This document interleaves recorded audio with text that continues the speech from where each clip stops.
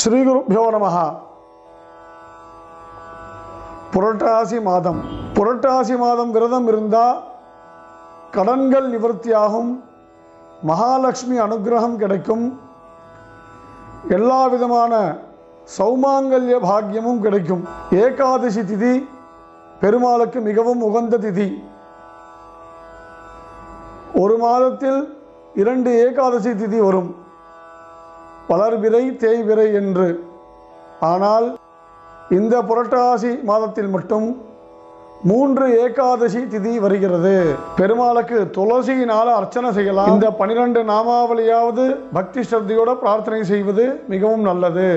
கேசவா, நாராயணா, மாதவா, கோவிந்தா, விஷ்ணு, மதுசூதனா, திரிவிக்ரமா, வாமனா, ஸ்ரீதரா, ரிஷிகேஷா, பத்மநாபா, தாமோதரா, இந்த 12 பெயர்களை பிரார்த்தனை செய்து பெருமாளின் அனுகிரகத்தோடு எல்லா விதமான தோஷங்களும் நீங்கி, மன கஷ்டங்கள் நீங்கி, சகல சந்தோஷத்துடன் இருக்க எல்லாம் வல்ல அலமேலுமங்கா சமேத பிரசன்ன வெங்கடேஸ்வர சுவாமியை பிரார்த்தனை செய்கிறேன்.